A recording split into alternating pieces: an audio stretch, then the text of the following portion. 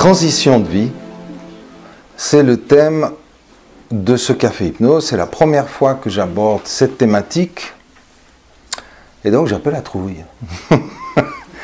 J'ai beaucoup travaillé, j'ai fait des recherches, j'ai médité, j'ai écrit, enfin bon, pour clarifier cette question. Transition de vie.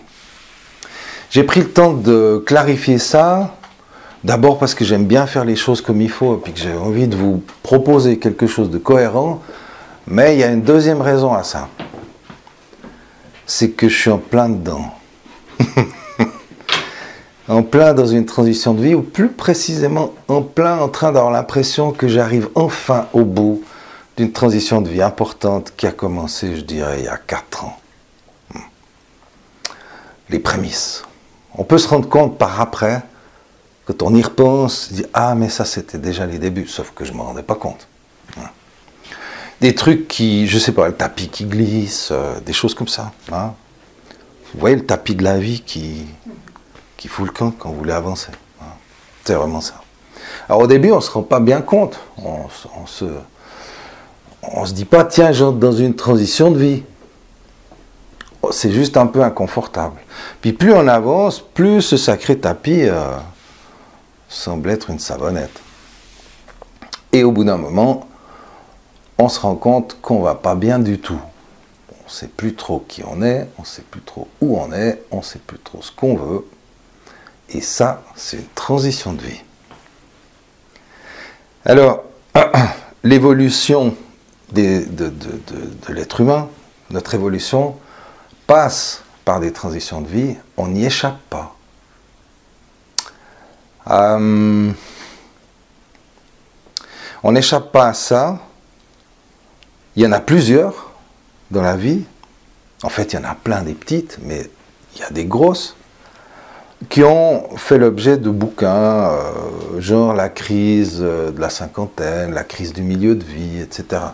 Ce genre d'études qui ont tenté de cerner un petit peu ce qui se passe, mais qui n'offrent pas vraiment, à mon sens, de véritables solutions ou de véritables pistes sérieuses qui nous permettent de mieux traverser ça. C'est un peu prétentieux de dire ça, mais je me réfère à un bouquin qui s'appelle Transition de vie, d'ailleurs, de James Braid, un Américain, qui a écrit ça il y a peut-être une vingtaine d'années, je ne me souviens plus, peut-être un peu plus, même 30, je ne sais pas, et qui est devenu le grand spécialiste dans le domaine. Des transitions de vie, on en a au niveau personnel, dans notre vie sociale, dans notre vie professionnelle, dans nos familles, à tous les niveaux de notre être. Et aussi au niveau, quand je dis au niveau personnel, c'est au niveau moi avec moi. La différence entre un changement de vie et une transition de vie, c'est important à comprendre. Même si souvent, ils se mélangent. Mais ce n'est pas du tout pareil, et ça vaut la peine de définir un peu ça. C'est qu'un changement de vie, c'est un changement extérieur, à l'extérieur de moi. Je peux changer de boulot, je peux déménager, je peux avoir, je ne sais pas, un parent qui décède, je peux avoir un enfant qui arrive, un nouveau-né, voilà, toutes sortes de choses, par une rupture amoureuse, une rencontre amoureuse, un mariage, etc. Tout ça, ce sont des changements extérieurs. Et il y a un certain nombre de personnes qui traversent ces changements sans être profondément affectés par ça, parce qu'ils ne sont juste pas impliqués de manière émotionnelle. Une transition de vie, ça a à voir avec une réalité intérieure. C'est ma réalité intérieure qui bouge. C'est donc une réalité subjective, bien sûr. Je vais porter un regard sur ce que je ressens, sur ce que je perçois, sur ce qui se passe en moi. Et c'est là où je vais me sentir perdu, en fait. Finalement, c'est mon identité qui est en train de bouger. Ma perception des choses. C'est pas le tapis du salon qui glisse, c'est mon tapis intérieur qui se met à déraper. Hein. Et ça, c'est une transition. C'est vraiment la différence entre la transition et le changement. On peut changer un tas de choses dans sa vie extérieure, mais il y a des fois où ça change à l'intérieur, et ça change grave, comme on dit. Ça change sérieux, enfin sérieux, oui, sérieusement, hein, c'est du costaud. Alors là, des grandes transitions de vie qu'on peut repérer facilement, la première, c'est l'adolescence. Même si on ne se rend pas compte se rend pas compte de ce qui est en train de se passer, mais c'est vraiment un changement d'état intérieur. On passe de l'enfance à l'adolescence. Je ne parle pas de l'âge adulte encore, ça c'est une autre transition. Mais on perd l'enfance et on entre dans un âge, l'adolescence, qui est un âge d'une autre conscience. C'est intéressant de prendre conscience qu'on perd l'enfance en fait. On ne peut pas la garder. Et on sent les ados qui s'accrochent à leur enfance. Alors, même si d'un côté ils veulent faire les grands, de l'autre côté ils dorment encore avec leur nounours, ou je sais pas, ils sont accrochés à certains trucs. Et ça c'est vraiment aussi une des grandes différences entre le changement et la transition, c'est que le changement il est orienté vers un objectif. Je veux me marier, je veux voyager, je veux déménager, je veux changer de meuble, je veux changer de look. Il y a un objectif fini qui est assez clair. Tandis que la transition, le fondement de la transition, c'est un renoncement. En fait, on ne sait pas vers quoi on va. Mais on sait ce qu'on perd. On sait ce qu'on doit perdre. La transition commence par un renoncement, un abandon, un deuil. La transition commence par une fin, en fait. C'est la fin de l'ancien. Et c'est ça qui rend difficile la transition. C'est qu'on doit commencer par mourir sans savoir comment on va renaître. Mais c'est flippant. Donc un changement, c'est de la petite bière là à côté. Hein. Franchement, c'est facile de changer les choses. On a un objectif, on a un enthousiasme, on a quelque chose, on est en surface, on n'est pas trop ébranlé à l'intérieur, ça peut bouger autour, ça peut être désécurisant, mais on n'est pas ébranlé dedans. On n'est pas dans la détresse. On peut être dans la sécurité, mais pas dans la détresse. Quand on meurt à son ancien soi, et qu'on ne sait pas vers quoi on va, de toute façon, on ne peut pas freiner le mouvement. Hein. On peut entrer dans le déni, évidemment, essayer de repousser le truc, mais tant qu'on ne fait pas la transition, elle va tout le temps venir nous chercher. Donc, ce n'est pas un moment agréable. Et on va voir que c'est un petit peu le but de cette soirée, c'est qu'on sait que les transitions, c'est pénible, c'est dur à vivre. Et qu'est-ce qu'on fait avec ce truc-là? Comment est-ce qu'on peut rendre le truc moins dur, quelque part? Plus agréable, c'est peut-être un peu exagéré, parce que je ne vous cache pas que je ne vais pas vous donner des clés pour passer les transitions comme ça, fastoche. C'est pas la vie, ça. Hein. Mais par contre, avoir une meilleure conscience de ce qui se passe dans ces transitions nous permet de supporter le passage. Il y a effectivement de la détresse et il faut la traverser. On n'a pas le choix, c'est comme ça. Personne n'a dit que c'était facile, personne n'a dit que la vie ça serait fastoche, personne ne nous a promis ça. Alors on n'est pas obligé de la faire difficile, mais il y a des choses qui ne sont pas faciles à passer.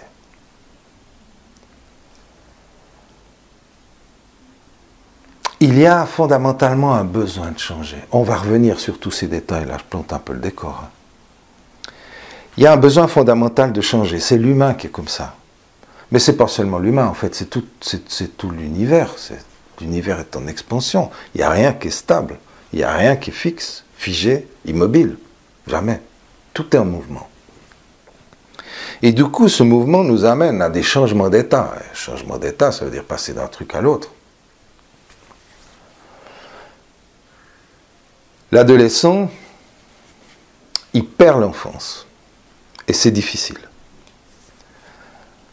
Alors, à travers il va passer un passage à vide, une période, dans laquelle il est vraiment dans le désarroi, une certaine détresse, de ne pas savoir vers quoi il va. Et ça, c'est typique de cet état de transition. En plus, c'est agrémenté de plein de petits trucs pas forcément sympathiques qui accompagnent ça. C'est qu'il y a des choses qui changent. C'est comme si la vie allait plus vite que nous, ou comme si on était un peu lent à comprendre, et qu'on a besoin de temps pour intégrer, et qu'il y a des choses qui nous emportent un peu. L'adolescent, il va... il y a les grandes transformations physiologiques, où tout d'un coup, les filles, elles ont les seins qui poussent. Qu'est-ce que c'est que ce truc? Les garçons, ils ont des poils, ils ont la voix qui commence à faire des trucs bizarres. Ils ont les bras qui se rallongent, ils n'arrêtent pas de péter des trucs parce qu'ils n'ont plus, ils n'ont pas géré, ils n'ont pas encore réglé les distances parce que les bras poussent trop vite, donc ils n'arrêtent pas d'être maladroits, cognés et tout. Ils ont un peu comme si l'univers venait contre eux. C'est assez difficile pour les ados. En plus de ça, ils commencent à avoir des désirs dans la culotte, donc ils ne savent pas que faire. C'est gênant. Et donc ces ados sont très touchants à regarder. C'est très joli à regarder, ces adolescents pousser d'un coup, comme ça, comme des arbres qui tout d'un coup font une poussée et qui ont de la peine à se situer dans l'espace.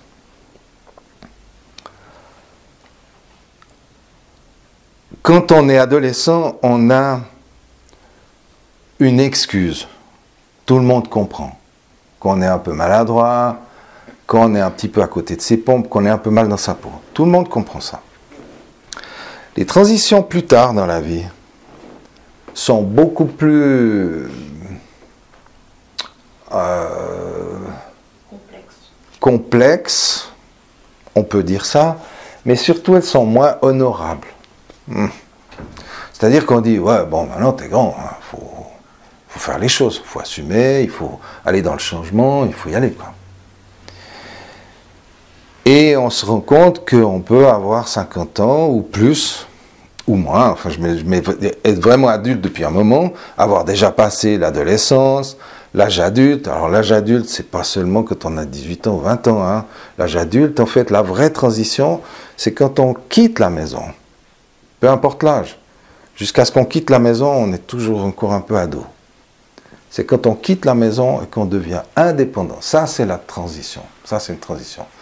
Je m'assume. Il y a vraiment des aspects psychologiques qui entrent en jeu, inconscients, profonds, qui font qu'on passe dans l'âge adulte, peu importe l'âge, au moment où on quitte le foyer familial, quoi, et qu'on sort du nid. Et après, il y a d'autres transitions qui peuvent être professionnelles, qui peuvent être relationnelles, qui peuvent être de couple, qui peuvent être existentielles, spirituelles, qu'on va passer, qu'on va être invité à passer. Je ne sais pas qui nous invite, mais il semble que la vie nous invite à aller de l'avant. Un peu comme si, est-ce que c'est le ciel, ou plutôt le soleil, ou plutôt le vent qui invite les arbres à pousser vers le haut, je ne sais pas, mais ils sont invités, ils n'ont pas le choix. Il y a un truc comme ça qui pousse de l'intérieur et qui comme les aspire vers l'extérieur. Donc on est dans un mouvement, dans une sorte d'élan comme ça, auquel on ne peut pas vraiment échapper. D'ailleurs, il y a une sorte de fantasme quand on est dans cette période difficile de la transition. On est tenté, on a une phase de déni. Hein. On est tenté de dire non, moi je vais bien, je ne change pas. Et on essaie de repousser cette échéance, cette invitation. Parce qu'on sait intuitivement, ou on craint, qu'on va passer un mauvais quart d'heure, ou une mauvaise période. Malheureusement, plus qu'un quart d'heure. Et donc cet élan nous invite, et finalement, on est emporté là-dedans. Et on se trouve dans des périodes difficiles de notre vie, qui peuvent être appelées dépressives, burn-out, ou simplement des espèces d'espaces de perdition ou d'errance, dans lesquels on ne sait plus très bien où on est. Les sociétés ou civilisations ou organisations, je ne trouve pas le terme que je veux, les groupes, les sociétés, qui étaient plus anciennes ou traditionnelles, avaient des rituels de passage. Ces rituels de passage, quels qu'ils soient, il y a des études qui ont été faites là-dessus, quels qu'ils soient, que ce soit au pôle Nord, en Amérique du Sud, ou peu importe où, chez les Amérindiens, le point commun de tous ces rituels, c'est une mort, un passage à vide, donc ce qu'il appelle la zone neutre, hein, c'est là où on est mal en fait, et la renaissance. On est mal déjà quand il faut mourir, hein. C'est vraiment, c'est pas très cool, ça fait peur, hein, de mourir à un ancien état, de laisser mourir son enfance, de laisser mourir l'ancienne femme, l'ancien homme que j'étais, et puis d'entrer dans cette période de vide. Mais c'est un vide intersidéral, hein. C'est pas de la gnognotte. Quand on passe une vraie transition de vie, on n'est pas bien du tout, du tout, du tout. Donc c'est assez intéressant de comprendre le phénomène. Ça permet de mieux en profiter. On met des guillemets à profiter, mais disons à l'utiliser, n'est-ce pas? Ces rites donc traditionnels amènent toujours à une désidentification. Dans beaucoup de tribus, on change de nom, on enlève le nom d'abord. Tu t'appelles plus Alfred. Bon, c'est pas forcément les noms qu'ils utilisent dans ces sociétés, mais vous voyez ce que je veux dire. Tu t'appelles plus Alfred, tu t'appelles rien, hein, nobody, hein. Comme dans l'histoire d'Ulysse, je m'appelle personne. Hein. Il y a l'histoire d'Ulysse qui se fait appeler personne. Enfin bon, on va pas revenir là-dessus.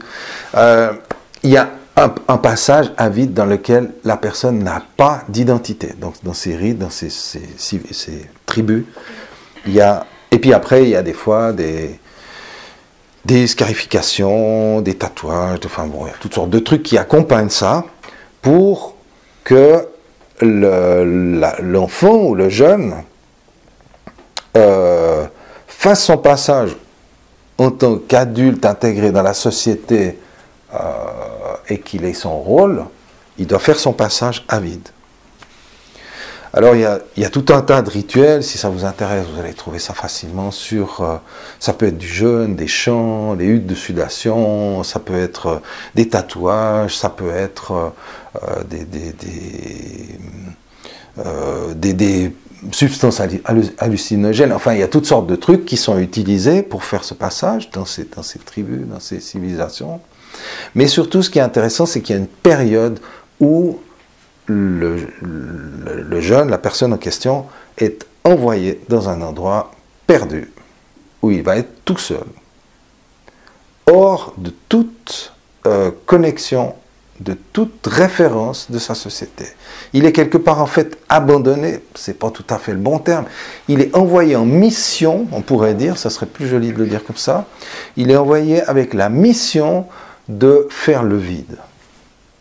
Et très souvent, il y a aussi des notions d'esprit, de parler avec les arbres, avec la nature te donnera, tu auras des guides, etc. Enfin bon, après, il y a toutes les croyances de la société dont il est issu, et il va, à un moment donné, revenir, il va quelque part trouver suffisamment se vider de son ancienne identité d'enfant pour être invité à revenir.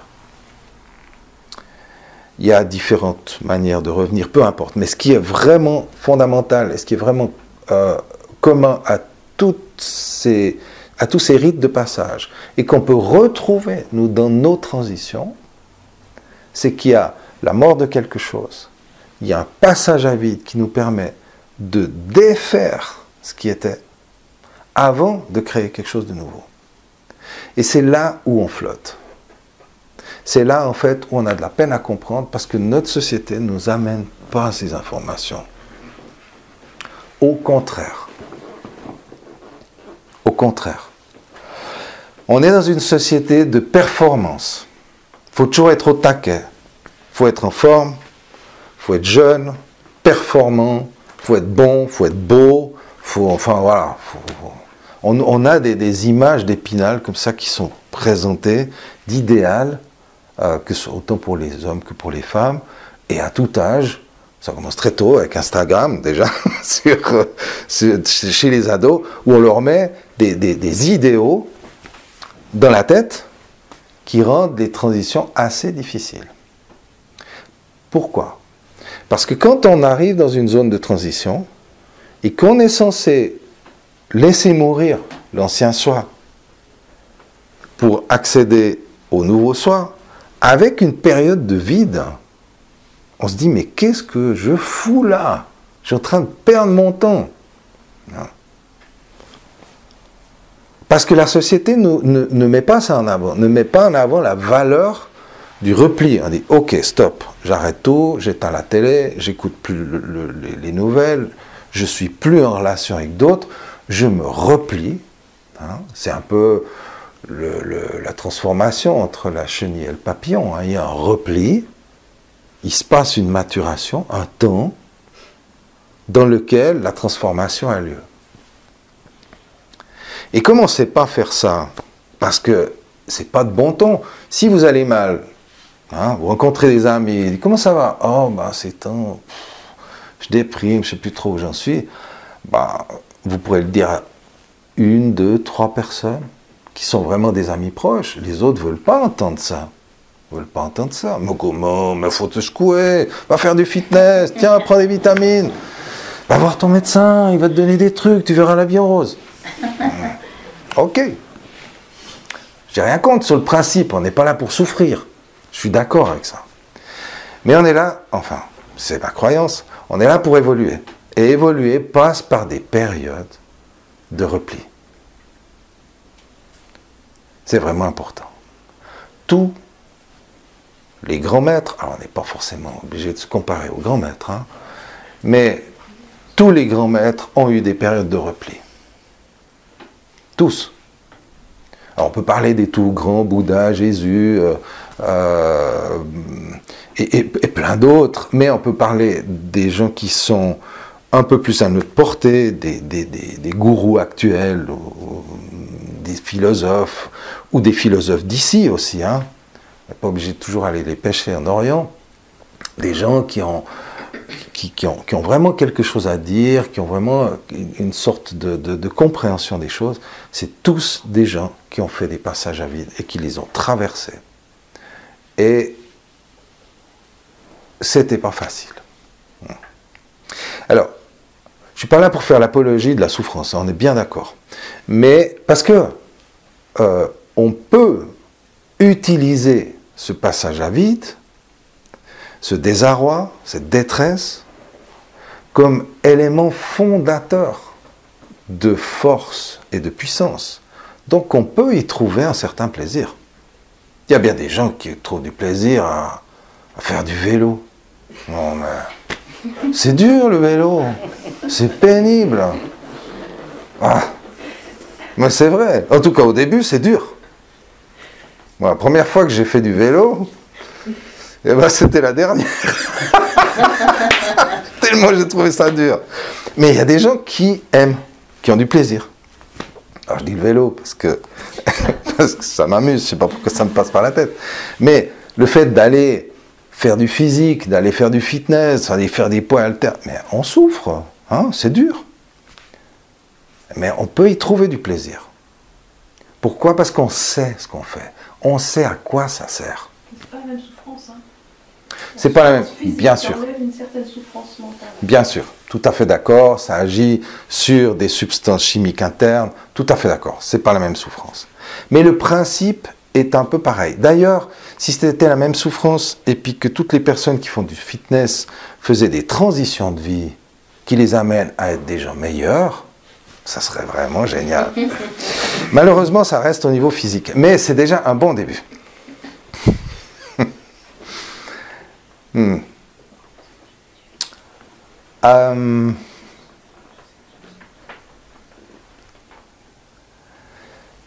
il y a quelque chose de magnifique dans le fait d'avoir conscience que ce que je suis en train de vivre va m'amener à être quelque chose de plus grand. Et quand on a ça, on est OK avec le fait que c'est pas facile. C'est pas facile de faire des études pour devenir, j'en sais rien quoi, peu importe. On doit fournir un effort. C'est pas facile d'atteindre un objectif, c'est pas facile de gagner, j'en sais rien, un concours sportif, c'est pas facile de monter une montagne. Il n'y a rien qui est facile. Mais on est d'accord avec l'effort quand on sait que ça a du sens. Et donc l'idée, c'est ça. C'est de bien comprendre le processus de la transition. C'est un processus qui est mal connu. On meurt, il y a une phase neutre, une zone neutre, dans laquelle il y a un repli, il y a une maturation, et puis après, ça ouvre sur une renaissance. Si on connaît ce processus, si on a confiance dans ce processus, c'est OK. Quand vous plantez des tomates dans votre jardin ou dans votre, je ne sais pas, bac sur le balcon, vous plantez une graine, et puis vous n'allez pas râler parce que le lendemain, vous n'avez pas votre plant et des tomates. Vous savez que ça prend un peu de temps. Hein. On a confiance dans le processus. Je sais que si je mets une graine, que je l'arrose, que je fais attention au vent et à l'ensoleillement, j'aurai des tomates. Je n'ai pas de doute là-dessus. Je sais que j'aurai des tomates. C'est incroyable cette confiance qu'on a dans les choses. C'est génial, oui. Mais donc, qu'est-ce qu'on met comme graine pendant cette période, nous? Tu vois? Alors, ouais. On ne peut pas acheter des graines comme pour des tomates. Non, c'est sûr. Des graines de conscience. Est-ce que ça suffit? Bah oui, c'est un peu ça, disons. C'est ce qui nous pousse en avant. C'est ça la graine. Hein. On est en train de pousser. On n'est pas le propriétaire qui plante une graine en soi. On est le plant de tomate en fait. Hein. Normalement, on doit trouver nos propres ressources. Bien sûr. On les a. Bien sûr, on les a. C'est difficile de... Ouais. Ça passe vite, quoi. Ouais. Et on doit trouver les propres ressources parce qu'on les a. C'est votre phrase, elle est tout à fait correcte.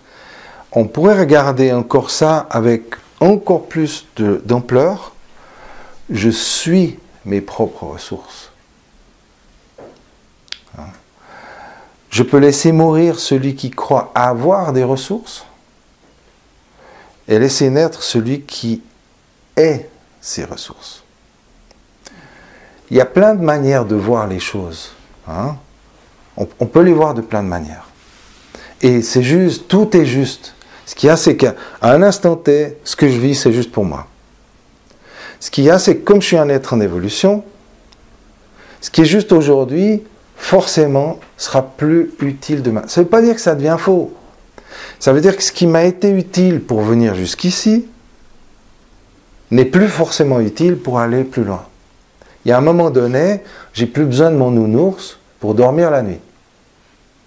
J'aime bien avoir quelqu'un dans mon lit, par contre. Puis peut-être qu'un jour, j'aurai plus besoin. Oh non, ça m'embête comme idée.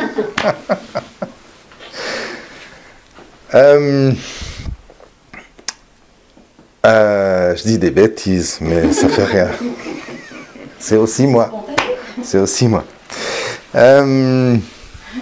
Et donc, connaître le processus permet de mieux passer les phases. Alors, j'avais pris quand même des notes, j'en ai pris beaucoup, et puis parce que je voulais vous faire ça bien. Et du coup, j'ai déjà parlé de plein de choses que j'avais écrites. Il y avait un joli exemple dans ce livre, l'exemple de détresse de la phase de transition. Imaginez que vous voulez traverser un fleuve. Vous prenez le bateau, ce qui fait l'aller-retour, hein. C'est comment on appelle ça, un passerelle, là, tiens, un bac, voilà. Montez dans le bac, vous arrivez au milieu de la rivière, Et puis vous voyez que le débarcadère de l'autre côté est emporté par une vague. Il n'y a plus de débarcadère. Vous vous retournez, et puis l'autre, il est parti aussi. Et c'est un peu ça l'impression, la sensation. Sensation d'être complètement largué. De se noyer. De se noyer. Alors bon, on va s'accrocher à notre bac, hein, Mais qui ça veut part dire dans tous les aussi, sens. Excuse-moi, ça veut dire aussi que, en fait, ces transitions de vie, ça veut dire que dans la période où tu es mal ou tu es inconfortable. Mais là, quand tu cites l'exemple du fleuve à traverser, tu as un but. Ouais. Mais moi, je trouve qu'il y a des périodes inconfortables. Où il n'y a pas de but. Tu sais qu'il faut t'en sortir parce que c'est pas la zone qui te plaît, mais c'est plus une zone de confort. Mais tu n'as pas de but. Tu sais pas où tu vas. Ben, c'est ça. Ouais. C'est c'est le débarcadère qui est parti. Ouais. Hein, tu sais plus où tu vas. Tu sais plus où tu dois aller. Mais tu avais un but quand même. Bon, on a toujours des espèces d'illusions comme ça qui nous poussent en avant, mais après, effectivement, les débarcadères, les embarcadères s'écroulent et puis on se trouve là, voilà. Mais je trouve que c'est un joli exemple, surtout sur l'état. En tout cas, moi, il m'a beaucoup parlé sur cet état de détresse, presque proche parfois du désespoir. Mais je vais jamais y arriver, je vais jamais m'en sortir. Hein. Donc ça, c'est vraiment un état qui est pénible. Alors, le fait de savoir qu'on est dans un processus, d'avoir cette confiance que finalement les tomates vont pousser, que le printemps va revenir, alors, toutes ces métaphores, le printemps reviendra, après la pluie, le beau temps, etc., ça nous rassure. La nature nous montre ça. Là, on est en hiver, donc les arbres perdent leurs dernières feuilles. Maintenant, imaginez un arbre là, au bout de ses branches qui ne veut pas lâcher ses feuilles. Là, ça n'a pas de sens. Hein. Il faut lâcher les feuilles. Il faut se laisser geler par l'hiver pour que la terre, que la nature vienne faire son œuvre de restructuration, de nourrissement profond. Et qu'au printemps, on puisse refaire des nouvelles feuilles. Ça, c'est cool, mais ça, c'est pour après. Donc, si on parle de la transition, voilà son processus entier. Une fin, une zone neutre, une renaissance. Ok, mais tout ça, moi, celle dont je crois, j'espère être en train de sortir, cette zone, elle a commencé il y a 4 ans. Et puis, j'espère que j'arrive un peu au bout, il me semble. Mais tout ça pour dire que ça prend du temps. Il y a aussi un élément qui me vient maintenant, en vous parlant comme ça, c'est que c'est pas un truc linéaire. C'est pas la mort, la période neutre et puis la renaissance comme ça de manière linéaire. Et les trucs s'emboîtent, s'interpénètrent. Hein. C'est-à-dire que vous pouvez vous retrouver dans une zone neutre sans avoir pris conscience que vous êtes mort. Hein? Qu'une part de vous est finie. Vous pouvez aussi vous retrouver même plus loin, dans des prémices de renaissance annoncées par des changements, alors que vous n'avez pas du tout fait le travail. Donc généralement, vous sabotez ce qui est en train de se mettre en œuvre. Donc, ces différentes phases s'interpénètrent, ne sont pas très claires, ça joue à différents niveaux de notre être. On peut se sentir très en transition au niveau affectif, par exemple, et puis pas trop professionnel. Celui-là, il vient après. Parce que généralement, une transition, comme c'est profond, ça va toucher tous les espaces de notre être. Mais pas tous en même temps, heureusement. Hein, parce qu'il faut tenir le coup quand même. Donc, on va transitionner à l'intérieur de soi avec certaines zones qui vont être prioritaires sur d'autres. Donc, tout ça est assez subtil, complexe, interpénétré, parce que nous sommes des êtres complexes. C'est important de savoir ça. Donc, ce que je trouve très utile, très aidant par rapport à ces périodes inconfortables des transitions, c'est de connaître le processus. Je sais que je suis dans ce processus. Et je sais que ce processus, il va dans ce sens. même si ça peut être un peu embrouillé, globalement, ça va dans ce sens. Et ça, c'est important, parce que ça redonne de la conscience, du coup de la confiance aussi, parce que, et puis du plaisir à traverser le truc, sachant que je suis en train de me renforcer, je suis en train de construire quelque chose d'important, même si je ne sais pas encore ce que c'est. Ça va assez bien en complément d'ailleurs avec un de ces derniers cafés hypnose sur la loi de l'attraction, où on disait, je veux atteindre cet objectif, mais en même temps je m'en fous. Hein? Il y a un détachement en fait. Donc on veut sortir de la zone neutre, parce que c'est pas agréable, mais en même temps je m'en fous. Ça prend le temps que ça prend. Du coup, elle est moins pénible. Du coup, si elle dure un peu, c'est pas grave, vu que c'est moins pénible. Ce qui rend la zone neutre pénible, c'est parce qu'on panique, on flippe. Et ça, c'est notre société qui nous amène à faire ça, puisque comme on est dans une société de performance, d'idéal, eh ben, on n'accepte pas d'aller mal. Pardon. On veut aller bien. Tout le temps. On veut être au taquet tout le temps. Alors, quand on arrive dans la zone neutre, d'abord on va être tenté de dénier le truc, on ne veut pas, on s'accroche à ce qui meurt, en même temps on ne veut pas changer, etc. On sort de notre zone de confort, on sort de ce qu'on connaît, c'est désagréable. Donc, premier réflexe, on va dénier le truc, on va essayer de noyer le poisson. Mais ça nous rattrape, parce que l'évolution, elle est spirituelle, elle est profonde. C'est notre âme qui est en train de bouger là. C'est pas que moi en tant qu'identité. C'est pas que le Philippe qui est là. C'est plus grand que ça. Donc de toute façon, je peux résister ce que je veux. Alors je peux freiner le mouvement. Hein. Je peux le freiner et avec pour effet de le faire durer. Autant se laisser emporter, avoir confiance au processus, et puis ça va se réaliser plus adéquatement, on va dire.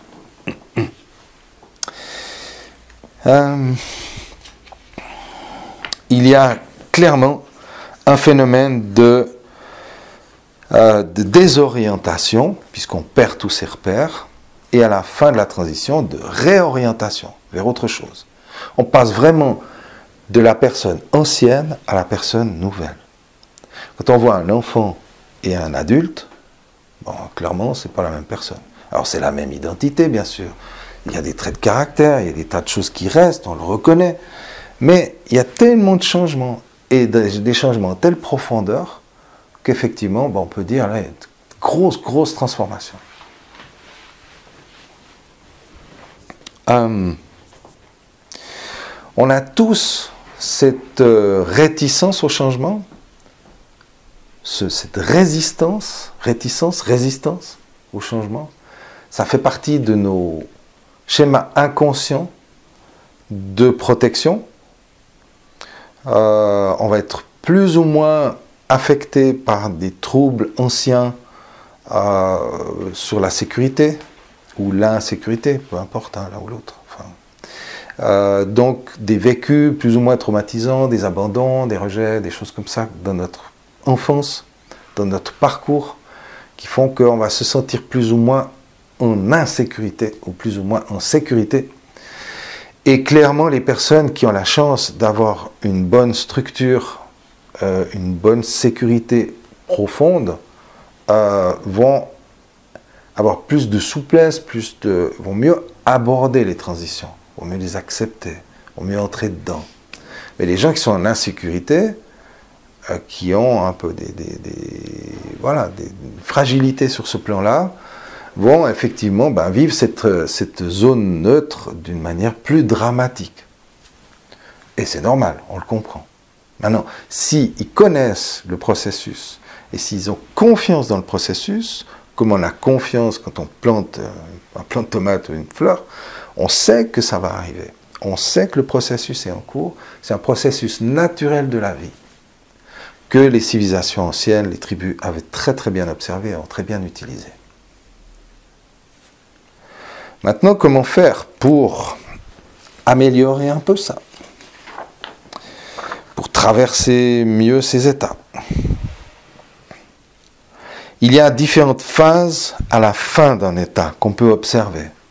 Quand on est à la fin d'un système, la fin de soi, quelque part, alors, on va pas mourir, hein, on est d'accord, mais la fin de cette phase de vie commence par un désengagement. Alors ça, on peut tous l'observer, c'est que ça nous casse les pieds. On n'a plus envie. Ça peut être de son job, ça peut être de son conjoint, ça peut être de ses amis, ça peut être de son style de vie, ça peut être même de soi-même. Je ne suis plus très motivé. Alors que quelques années avant, j'étais très motivé pour mon job, pour mon conjoint, pour moi-même, pour mon look, pour peu importe. J'étais motivé, puis voilà, comme on dit, on se lasse un peu de tout. Il y a un désengagement. Ça, c'est la première phase. On dit, bof, hein, pourquoi on s'en fout? Pourquoi je fais ce boulot? Pourquoi je m'échine à faire tout ça alors que tout le monde s'en fout? Alors qu'avant, j'y croyais. Donc, il y a cette première phase qui est le désengagement. C'est une première position de repli, c'est-à-dire je ne vais plus m'engager. Je vais commencer à plus trop communiquer, à plus faire tout ce que j'avais envie de faire, tout ce qui se faisait avant facilement. Il y a un abandon d'un rôle. Alors je peux continuer à être avec mon conjoint, à être dans mon boulot, je peux continuer à faire exactement les mêmes choses qu'avant. De l'extérieur, ça ne se voit pas, mais moi à l'intérieur, je sens que c'est plus pareil. Je sens qu'il y a un truc qui ne va plus. J'ai plus le goût. Bon. Ok, donc après, on va commencer par, là, il y a la phase de démantèlement. On va commencer par, on va continuer à défaire les croyances. Tout ce qu'on avait imaginé, mis en place, projeté, toutes les pensées qu'on avait au sujet de ce projet ou de cette situation, qui se désagrègent. Ça se démantèle, les anciens schémas, c'est une déconstruction en fait. Et ça c'est très intéressant, le terme déconstruction est très intéressant. On est capable de créer des choses, on peut les décréer, déconstruire, décréer. C'est très intéressant avec les trucs qui ne nous plaisent pas par exemple, parce que les trucs qui ne nous plaisent pas, on les a un jour créés, et on peut les décréer. On peut faire une petite parenthèse de promotion de l'hypnose, entre deux, puisque c'est quand même un café hypnose, à savoir, même si le sujet est vaste, à savoir qu'évidemment, c'est un des endroits où l'hypnose va pouvoir aider, va pouvoir activer, aider, hâter la transformation, le mouvement, dans la décréation de quelque chose, dans l'acceptation de ce qui est, et commencer à démanteler les schémas mentaux. Ensuite, il y a la phase de désidentification. Je ne me reconnais plus dans qui j'étais, ou dans ce rôle, ou toute cette construction que j'avais. Ça peut être, comme on disait, un peu ces grands classiques, dans le couple, dans la famille, dans le boulot, au niveau social, dans des engagements sociaux. J'étais peut-être président d'une association, etc. On se désidentifie, on dit mais c'est plus moi. Hein?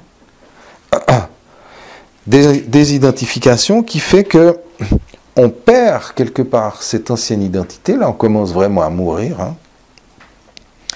Et on ne sait plus qui on est, parce qu'on était identifié à ça. Donc je ne sais plus qui je suis. Je ne suis plus le sous-directeur de machin, même si j'occupe le poste, je ne me sens plus. J'arrive plus à m'identifier à ça. Ou je ne suis plus voilà, le président de tel et tel truc. Il y a une désidentification. Et après, il y a un truc très intéressant. C'est le désenchantement. On perd ses rêves. Les rêves qu'on avait faits, c'est triste. Parfois, c'est triste. Alors, j'apprécie... Il faut en garder quand même. Alors, j'apprécie cette remarque. Parce que sinon, alors, c'est ça. Si on ne rêve pas... C'est ça. C'est faire des nouveaux. C'est faire des nouveaux. Même s'ils ne sont pas réalisables, mais au moins ça nous fait... Ouais, exactement. Surmonter. Ouais. Les rêves sont très très importants parce que c'est ce qui nous donne l'énergie d'aller vers quelque chose. Néanmoins, quand on est en période de fin de quelque chose, quand on est en train de mourir, on perd le rêve qui était lié à ça. Et ça, c'est un des points difficiles. Maintenant, c'est intéressant de prendre un tout petit peu de temps pour mieux comprendre cette histoire de désenchantement.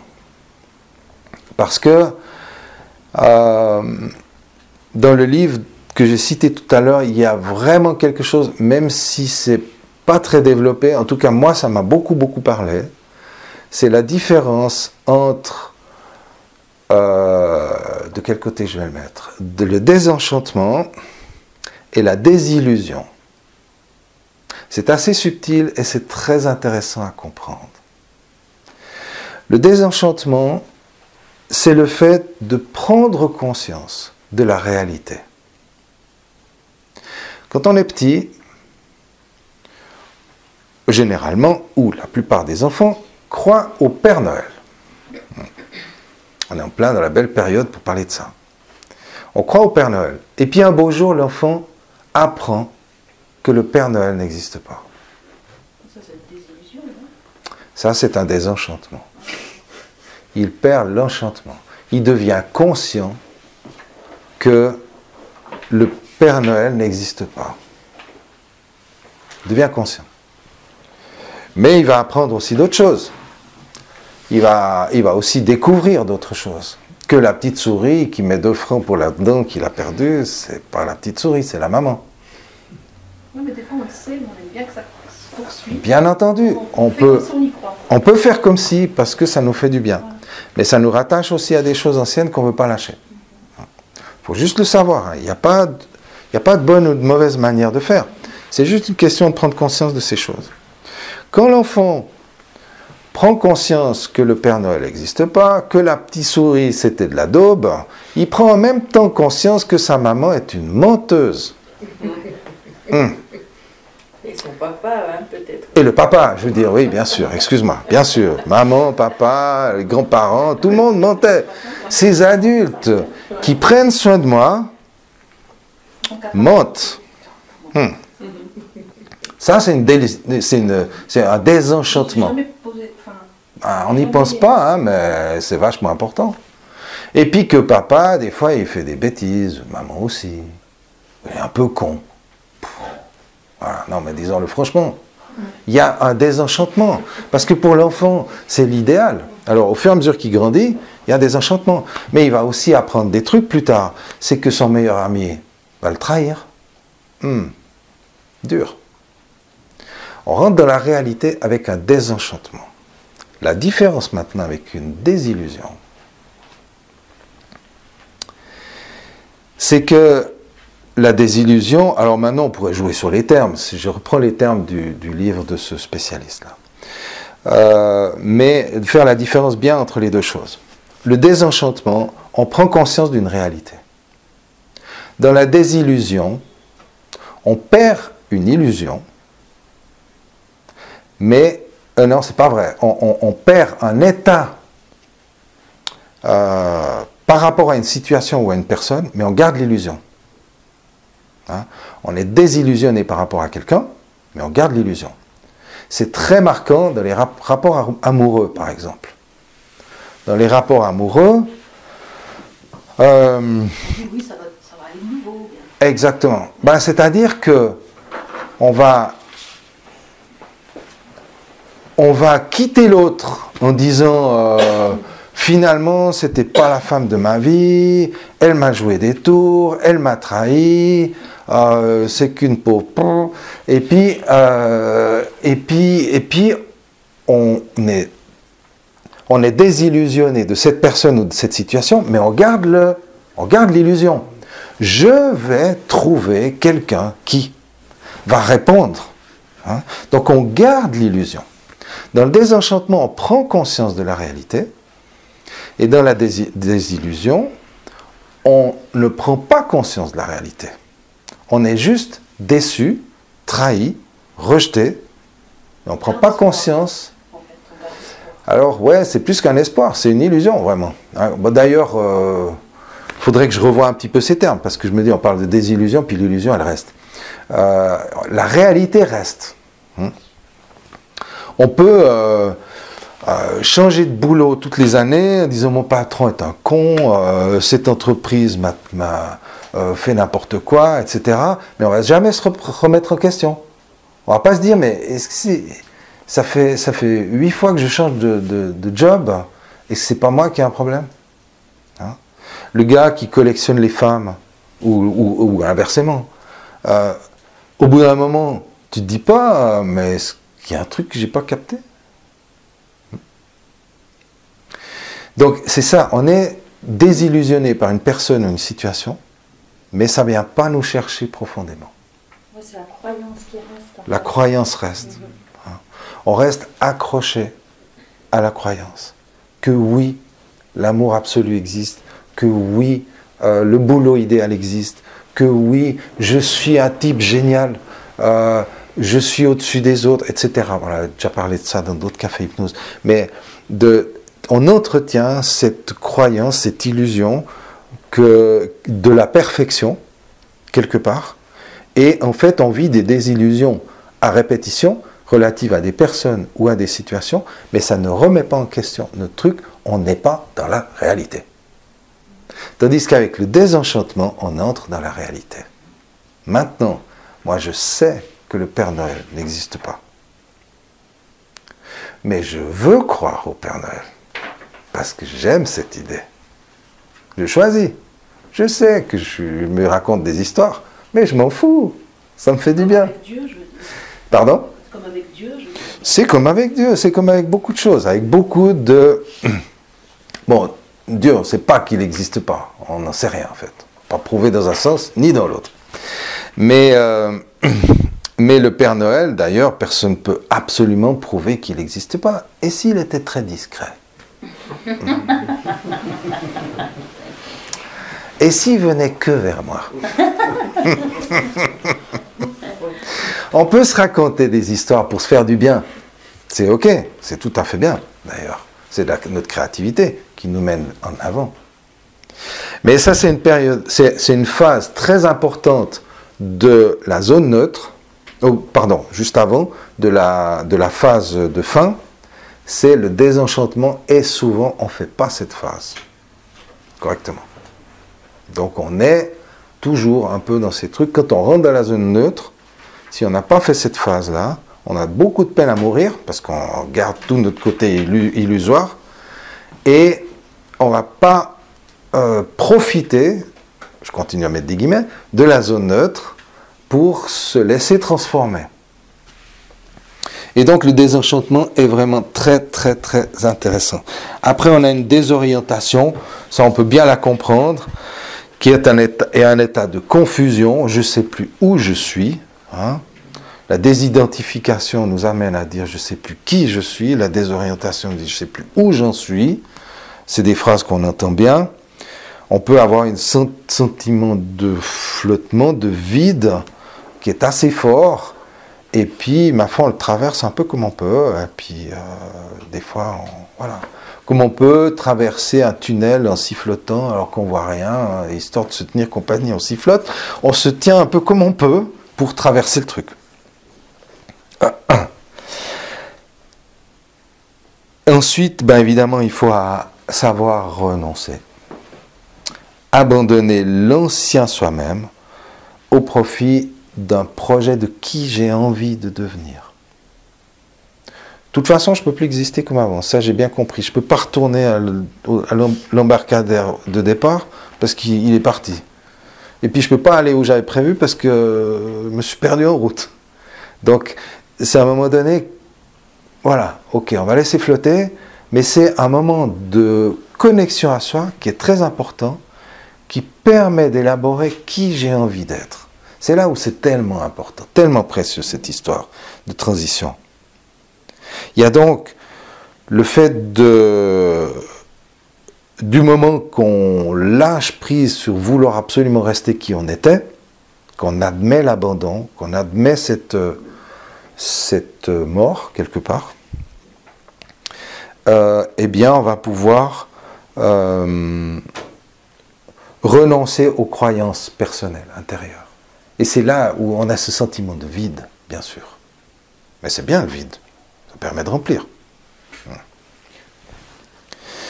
Et voilà, après, bon, on vit la fin, vivre la fin.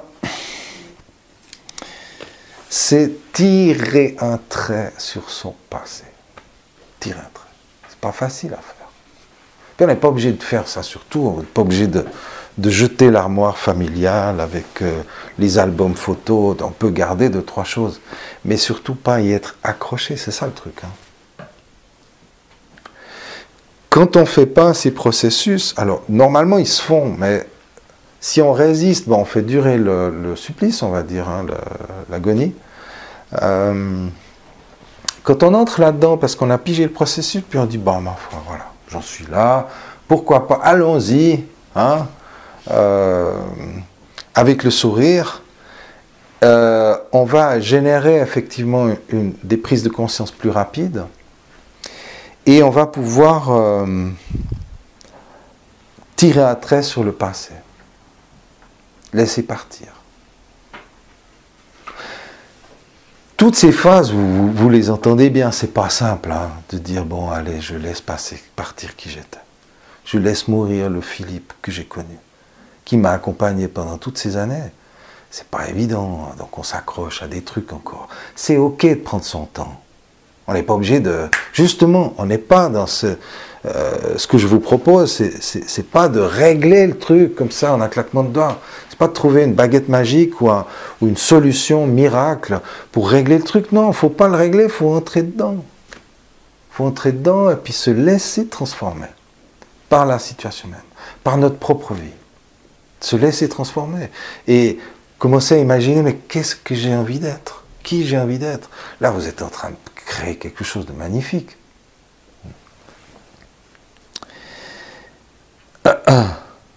Il s'agit donc de désapprendre, résister à la tentation de retourner, parce que souvent c'est ce qu'on fait, on le voit bien dans les ruptures de couple notamment, mais dans les boulots aussi. Dans les ruptures de couple, il y a des spécialistes. Hein. J'en ai fait partie, donc je les connais bien ces spécialistes-là. De voilà, rompre et puis après se trouver tellement mal dans ce no man's land, dans cet état de vide que soit je retourne chez l'ex-copine, soit je me trouve vite une nouvelle copine. Hein, parce que j'arrive pas à rester seul. J'arrive pas à entrer dans cet état de maturation qui va me transformer. Alors bon, bah, ça prend le temps que ça prend. C'est ok. C'est plus long chez les hommes que chez les femmes. C'est pas tout à fait le même principe, effectivement. Oui, mais bien sûr, bien sûr. Ça fait partie des différences entre les énergies masculines et féminines, ce qui sera d'ailleurs le thème du prochain Café Hypnose au mois de février. Les différences entre les énergies masculines et féminines. Et c'est vraiment une des différences fondamentales, le rythme et le regard qu'on porte sur les choses. Cela dit, pour que les hommes puissent se remettre aussi vite avec des femmes, il faut qu'il y ait aussi un certain nombre de femmes qui n'aiment pas rester seules.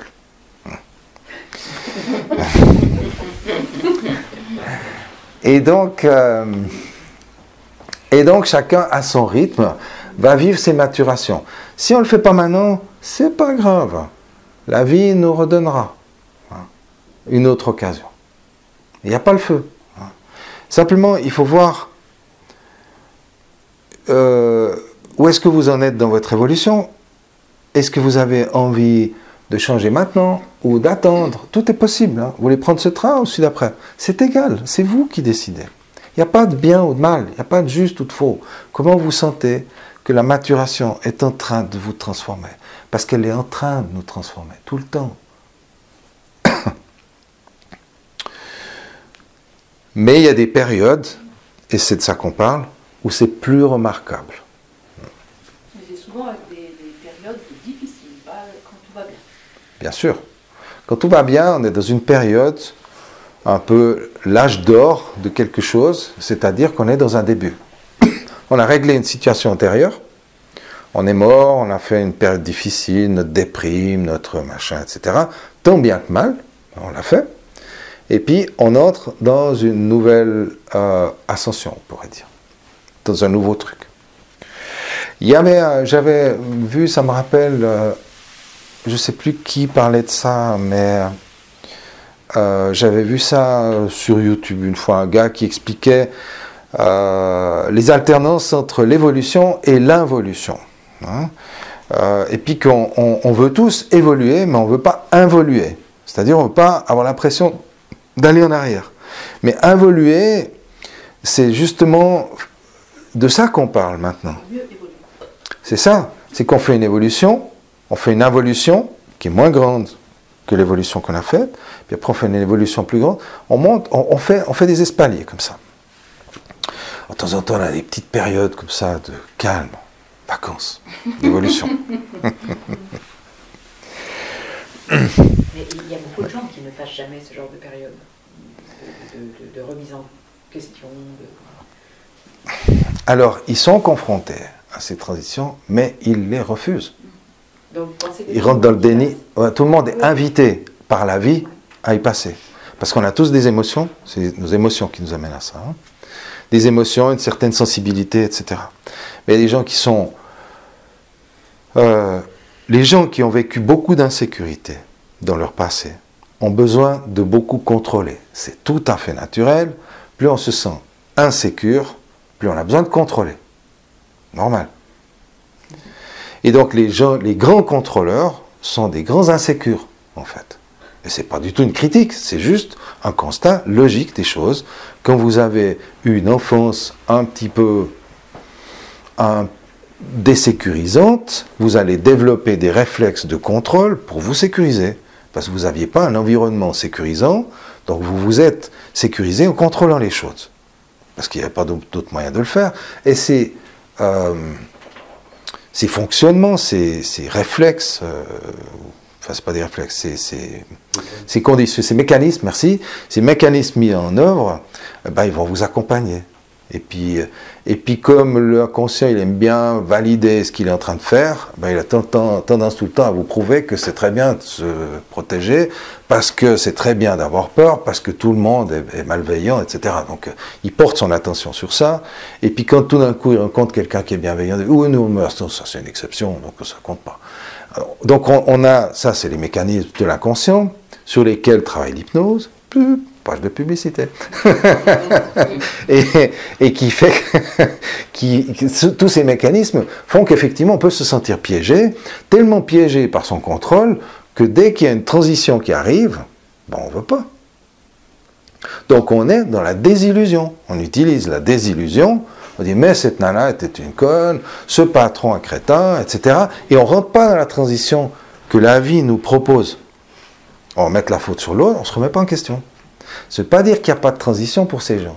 Ça veut dire que les transitions qui leur sont proposées, ils les veulent pas, ils ont trop peur. Mais finalement, ils ont trouvé leurs propres ressources parce qu'ils luttent et ils y arrivent. Ils arrivent à quoi? À contrôler. Alors ils arrivent à contrôler. Si le but de la vie c'est de contrôler, alors c'est ok. À mon avis, ce n'est pas le but de la vie. Parce qu'un beau jour, ils vont vieillir. Ces gens-là détestent vieillir. Forcément. Parce que c'est incontrôlable. Ils détestent aussi les deuils, ils détestent les changements, ils détestent les déménagements. Mais la vie est bourrée d'événements inattendus qui viennent nous déranger dans notre situation. Alors ils font de l'hyper-contrôle. Hein. Ça peut être des gens qui atteignent des situations, je ne sais pas, financières, sociales, superposées parce que ça les rassure. Et ils ont peut-être les moyens financiers ou les moyens, le pouvoir pour se protéger jusqu'à une certaine limite. Mais un jour, ils vont vieillir. Ils vont perdre leurs amis, leurs parents. Et là, voilà. Là, ils seront face à une transition. Mais c'est ok, il n'y a pas de vie qui est juste et de vie qui n'est pas juste. Il y a juste, il faut voir qu'est-ce qui nous appelle. Et quand on est appelé vers des transitions, qu'est-ce qu'on a envie d'en faire? Mais vous avez raison, il y a des gens qui sont hyper dans le contrôle. On dit, mais ils ne transitionnent pas, ces gens-là. Alors, à mon sens... Caractère qui ne laisse pas paraître, qui sont introvertis, on ne sait pas ce qui se passe en eux. Bien sûr, ça veut effectivement, vous avez raison, pas dire qu'ils ne font pas de transition. Je me souviens d'une fois que ça m'avait beaucoup marqué. J'étais jeune, pourtant, je pense que je devais avoir peut-être 30 ans, un truc comme ça. Et j'avais rencontré quelqu'un que je n'avais pas vu depuis des années, peut-être depuis 10 ans. Je ne me souviens plus exactement le contexte, mais je me rappelle tellement bien de la phrase. Cette personne-là m'a dit « Hé, mais Philippe, mais t'as pas changé !» Et moi, ça m'a fait mais un coup de poing, genre, c'était une insulte, quoi. Enfin, c'était vraiment souligné. J'ai dit, mais Philippe, j'ai pas changé. Alors ça, il faut que je change ça tout de suite. Hein. Alors, je me souviens plus. Je me souviens plus le contexte. Je me souviens plus le contexte, mais je me souviens de ce que ça m'avait fait. Parce que ça avait généré chez moi toute une réflexion sur le fait que, surtout, il ne faut pas rester le même. Je suis là pour évoluer, je suis là pour changer. Hein? Si je reste le même, si je suis le même qu'il y a 10 ans, c'est que j'ai raté ces 10 années. C'est que je n'ai pas su en faire quelque chose. Donc après, c'est des croyances personnelles, des considérations personnelles. Je vous livre comme ça, très amicalement, ce qui me traverse hein, à ce sujet. Mais effectivement, on peut décider, parce qu'on est libre de sa vie, de ne pas bouger d'un iota. Ok. Moi, je m'emmerderais grave si je fais ça, mais ça peut peut-être convenir à certains. Admettre qu'on bouge. À mon avis, il y a quand même un truc qui joue pas dans cette idée de... C'est quand même une illusion, un mensonge qu'on se fait, un déni, un refus de vivre, que de penser qu'on peut ne pas changer. C'est, à mon avis, assez fondamental. Une personne qui se replie derrière cette croyance, elle est vraiment pas bien. Il faut vraiment me l'envoyer. Ouais. Ça va lui faire du bien. Moi, je pense qu'on ne change pas beaucoup, justement. Depuis que Depuis notre naissance, en fait. Malgré tout ce qu'on traverse, j'ai l'impression qu'il y a des bases impossibles à changer. Eh bien, venez me voir. Ok.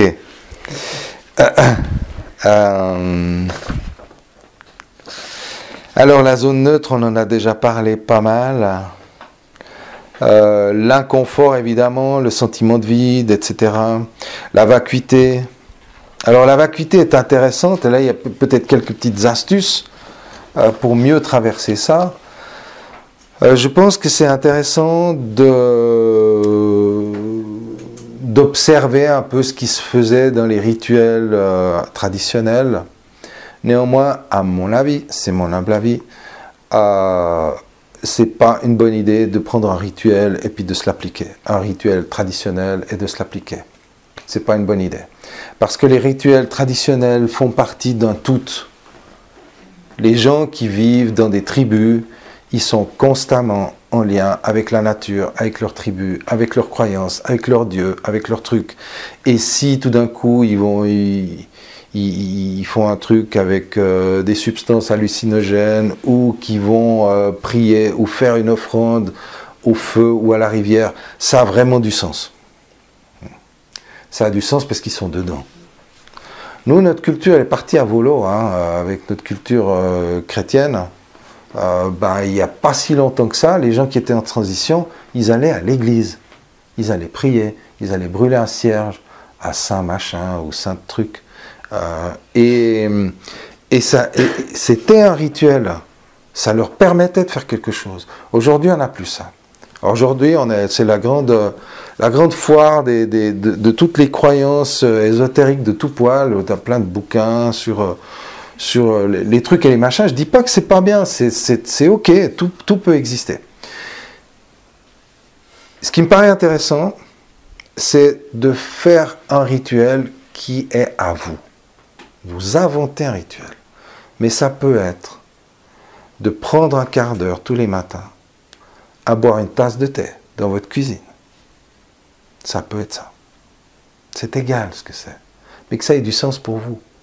C'est rassurant aussi, le rituel. Bien sûr, le rituel, il est là pour utiliser la période neutre, la zone neutre, utiliser cette zone neutre, c'est-à-dire se rassurer, comme vous dites, dans la période neutre, par des rituels qui vont nous permettre laisser de l'espace à l'inconscient, hein, comme on le fait en hypnose d'ailleurs, donner de l'espace à l'inconscient pour que l'inconscient puisse créer des nouvelles choses.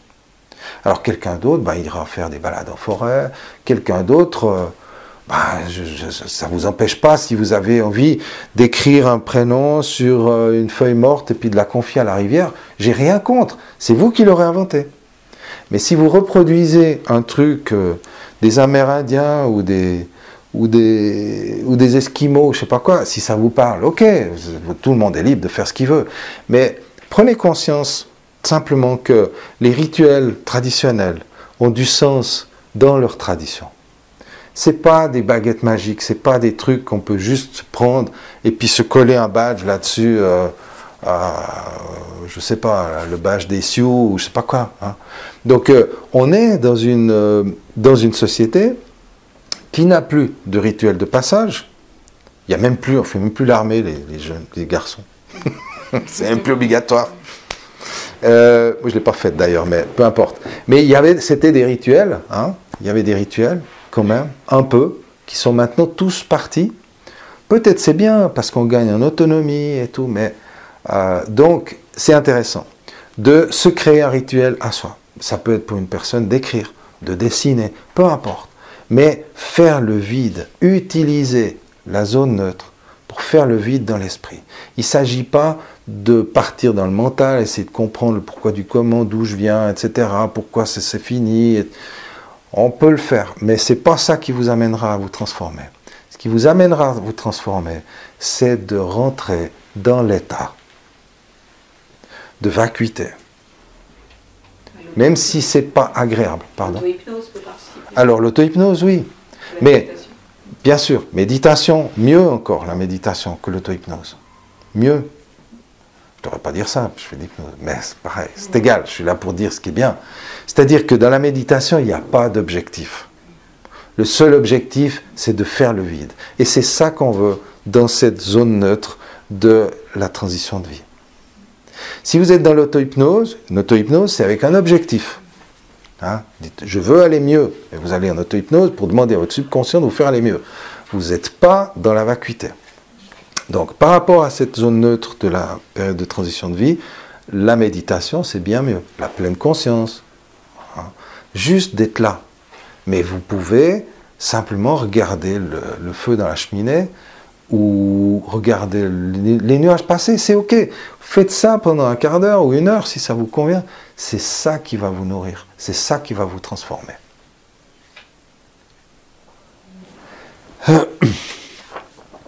Et une fois que vous avez fait ça, eh ben, il y a une réorientation qui se met en œuvre.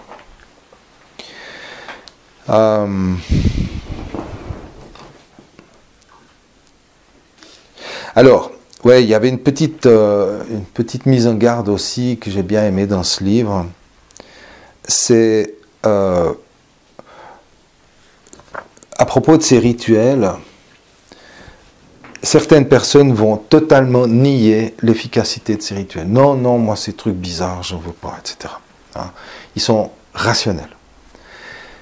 Ok, chacun est libre. Mais comme on est dans une transition intérieure, dans une transition inconsciente, et que l'inconscient fonctionne avec l'imaginaire, le fait de refuser ce genre d'approche, de refuser de regarder le ciel pendant une heure, parce que ça ne sert à rien, comme on pourrait dire, hein, vous prive de quelque chose, vous prive d'une nourriture. Hein. Mais regardez le ciel, bon voilà, vous pouvez regarder compter les carrés au plafond, c'est égal. Un truc, ça peut être n'importe quoi, hein, de contemplation, quelque chose qui fait vraiment le vide. Et donc les rituels peuvent aider pour ça. À l'autre extrême, il y a des gens qui vont se laisser déborder par des rituels. On pourrait les appeler des amateurs ou des amoureux de rituels. Et plus en fond, on fait de la fumée, on met des clochettes, et on met des plumes, ou je sais pas quoi, c'est égal. Hein, et on va faire des incantations, de la danse. Alors, ça peut être très bien, et encore une fois, chacun fait comme il sent. Simplement, il y a le risque d'être débordé par ça. C'est-à-dire de perdre pied avec la réalité. Et ce qu'on veut, c'est pas faire la transition pour devenir un pur esprit flottant dans l'espace. Hein. Ce qu'on veut, c'est faire une transition pour que vous puissiez vous réincarner, vous réidentifier dans le nouveau vous-même qui est bien dans la vie. Parce que sinon, vous allez être obligé d'aller dans une secte ou d'aller faire des danses ici et là pour vous sentir bien. C'est pas l'idée. Ben, si vous aimez danser, allez danser, c'est pas ça le problème. Mais si vous devenez, il y a des gens comme ça qui se laissent trop déborder par ce côté rituel, ce côté un peu magique, ils n'arrivent plus à aller boire une bière, franchement, ou à être, je sais pas, ils sont pas bien dans la vie. Ils ont besoin de ça. Donc il y a un peu ces deux extrêmes, pas trop cartésien parce que c'est se priver de quelque chose, puis pas trop farfelu quand même, parce que c'est sortir de la réalité. Donc trouver cet équilibre me paraît intéressant dans cette démarche, cette période, ce passage. Après, il y a ce truc-là, ça c'est mon expérience, mais comme c'est moi qui ai la parole, j'en profite. Évidemment, chacun prend et laisse. Mais disons que pour moi, cette expérience d'entrer dans le vide, à sa manière, nous amène à percevoir que tout est illusion. L'identité précédente, c'était une illusion. L'identité suivante, ça sera une illusion. Le monde, la planète, les étoiles, tout ça c'est de l'illusion. Tout ça sont des créations d'un autre état. Il y a une notion illusoire dans toute chose. Et c'est ce qui nous permet justement d'évoluer, de changer, de choisir. Parce qu'il n'y a rien qui tient vraiment. Il n'y a rien qui est figé. Il n'y a rien qui est vraiment réel. Et réel, ce sur quoi je porte mon attention. Tout le reste n'existe pas vraiment. Devient réel ce que je choisis qui est réel. C'est pour ça que la thérapie peut exister. C'est pour ça qu'on peut changer. Parce qu'on va changer les réalités, d'une réalité à une autre. Donc le fait de me laisser mourir cette illusion, sachant même que j'entre dans une autre illusion, ben je vais peut-être mieux la construire. Je vais mieux la choisir. Je vais prendre une illusion, puisque de toute façon on est dans l'illusion, je vais prendre une illusion, choisir une illusion et la développer de manière à ce que cette identité nouvelle, illusoire, corresponde mieux à ce que j'ai envie de vivre dans cette incarnation, dans cette vie-là, dans cette expérience-là. Je n'ai pas prévu de café hypnose sur la... Pardon? Alors c'est que vous êtes dans la zone neutre, en train de dire qui je suis, où je vais, je ne sais pas. Vous êtes là, dans ce flou, dans ce vide, entrez dedans, laissez-vous envahir par le désarroi de ne pas savoir ce que vous voulez. Parce que c'est ça qui va vous faire maturer. Regardez le ciel, buvez votre thé, enfin les exemples que j'ai donnés, trouvez les vôtres, bien entendu.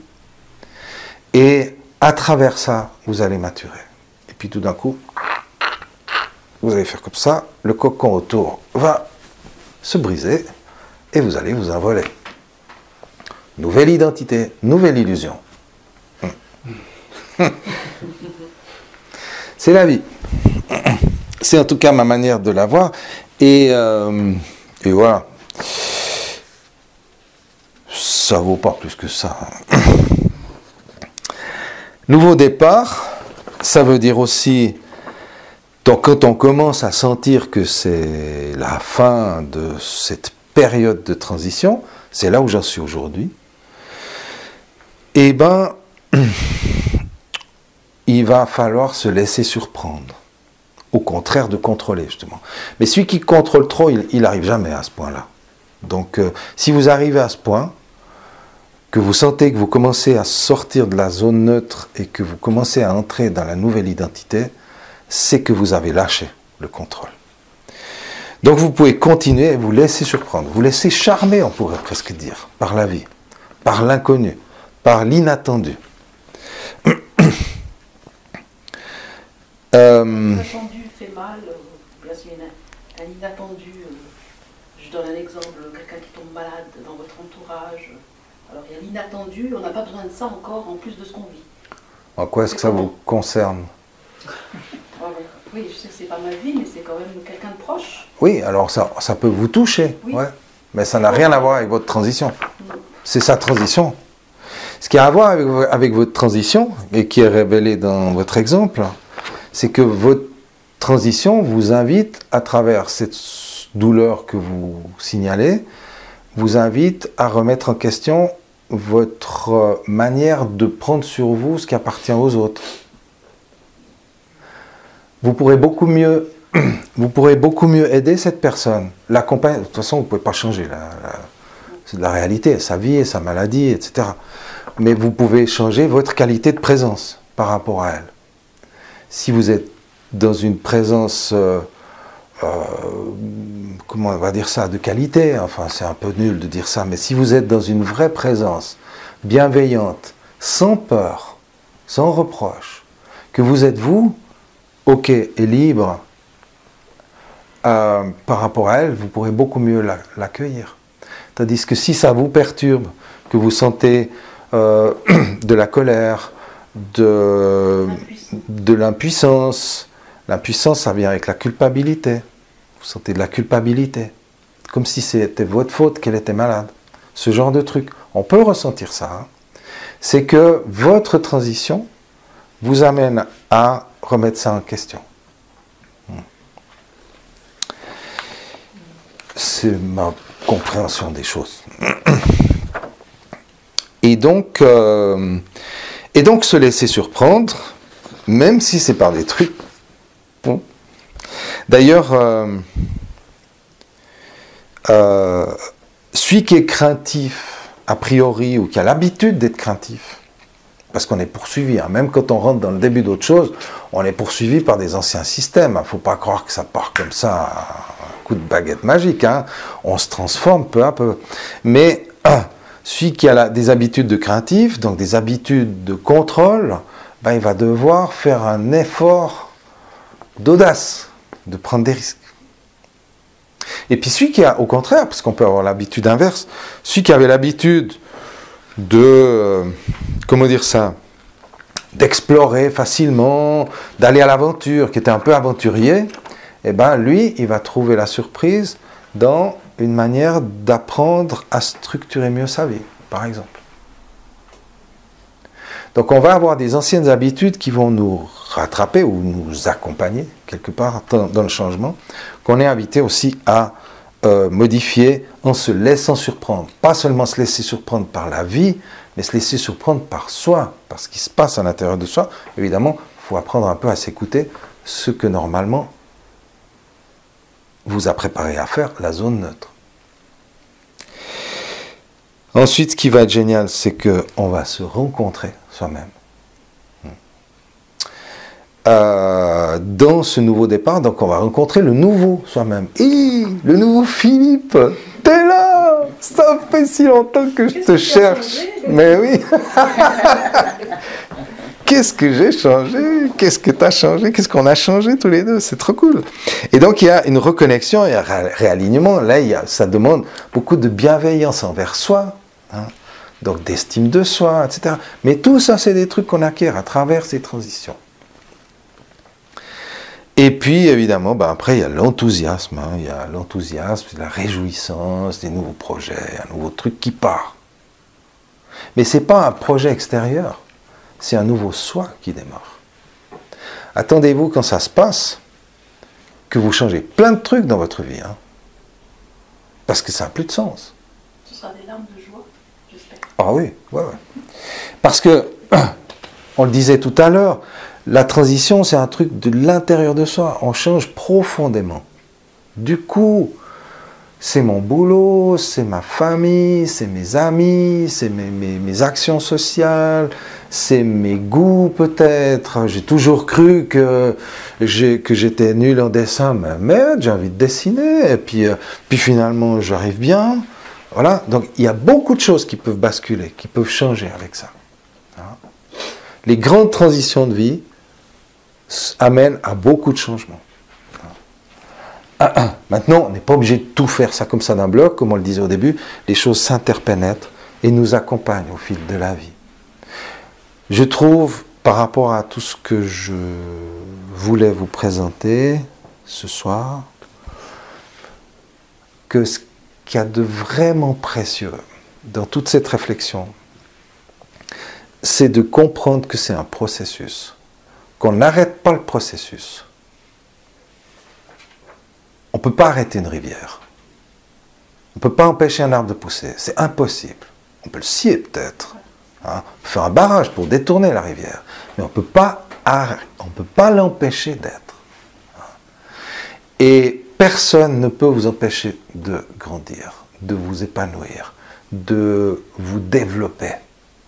Ça prendra le temps que ça prend. Vous avez remarqué qu'un arbre, s'il pousse au milieu d'un pré tout seul, il va se déployer d'une toute autre manière que s'il est en lisière de forêt ou que s'il est à l'intérieur de la forêt. Mais de toute façon, il pousse à sa façon, mais il ne peut pas ne pas pousser. Et on est dans ce processus. Et les transitions de vie sont une partie de ce processus, une partie très importante, fondamentale, on pourrait dire, de la construction du chemin, comment on évolue, comment on pousse en fait. Et c'est ça que j'avais envie de partager avec vous ce soir, de prendre conscience qu'il y a quelque chose à lâcher, quelque chose qui est fini, quelque chose qui avait du sens, qui avait du prix, qui vous a amené jusque-là. Merci pour ça. Vraiment, c'était précieux. Mais continuer avec ça, ça serait pas cool. Essayez d'aller avec votre chérie au lit et d'amener votre nounours d'enfant. C'est bizarre, ça n'a pas de sens. C'est un peu pareil, on avance dans la vie, les situations changent.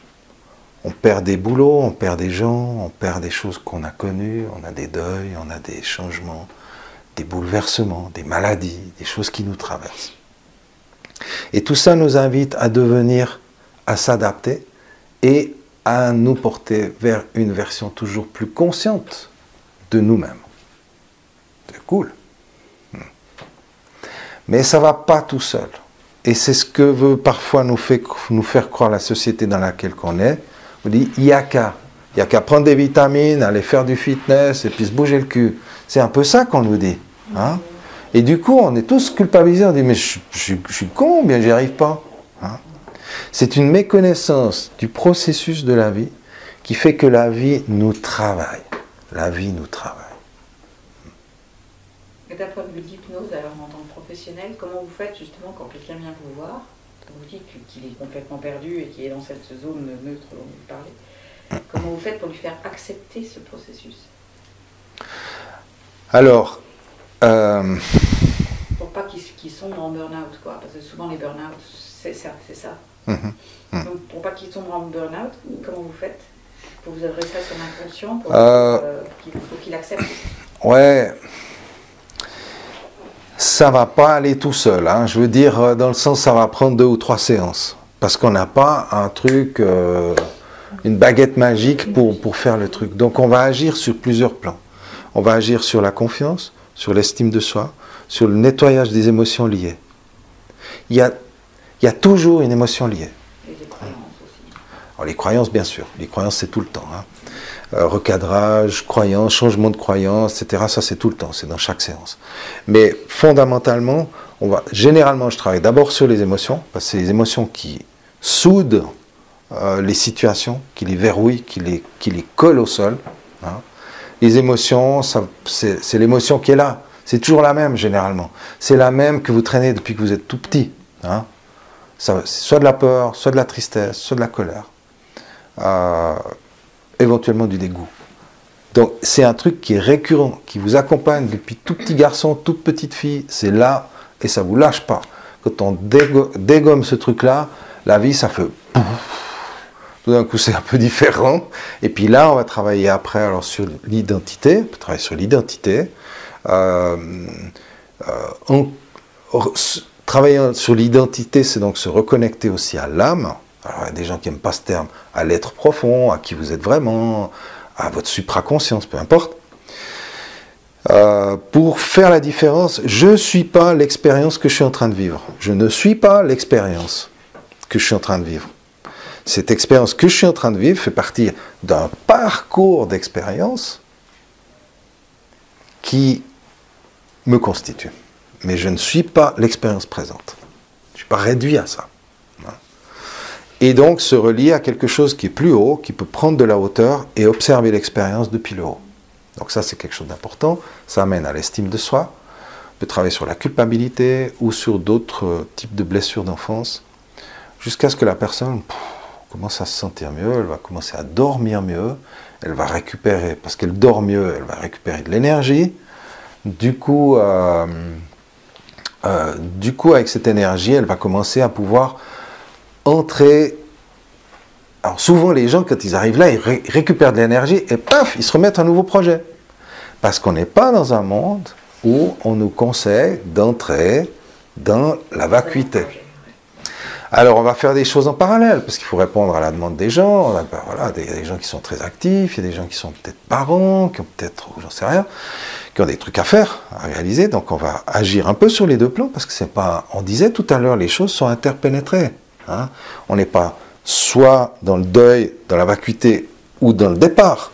Tout est interpénétré. Donc on peut très bien commencer un départ, que la personne se sente se redévelopper comme ça, entrer en dynamique sur un plan, puis sur un plan, l'amener à entrer en elle, et quoi qu'il arrive autour d'elle, même si elle est en train de commencer des nouveaux trucs, de régler des trucs anciens, qu'elle fasse sa zone neutre à un moment. Donc ça, c'est un peu comme ça que j'accompagnerais une personne.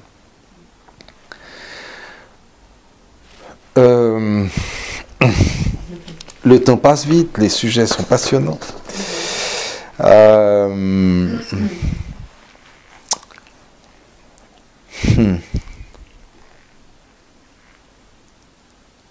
Ce qui est intéressant aussi par rapport à ces périodes qui sont dépression, burn-out, donc position, cette zone neutre qui traverse, c'est de mettre en place des mesures provisoires de survie.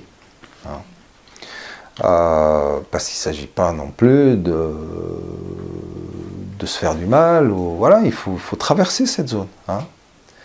Et dans les traditions anciennes, eh ben, le jeune qui était envoyé dans le désert ou dans la forêt amazonienne tout seul, il avait quand même un peu des outils. Il avait les esprits de la nature, on lui donnait des trucs, hein, du soutien. On le préparait quand même à aller, à trouver sa nourriture, etc. Donc on va aussi accompagner les gens de cette manière-là. En tout cas, ce serait ma manière de faire. On ne peut pas tout régler avec l'hypnose. L'hypnose, ce n'est pas une baguette magique où les gens viennent là, on fait d'or, et puis après on met des trucs, et puis quand ils repartent papillons, ils arrivent larves et ils repartent papillons. Ça saurait. J'aurais déjà fait fortune si c'était comme ça. C'est un processus. Hein. Mais l'hypnose va soutenir ce processus. Elle va l'amplifier. Hein.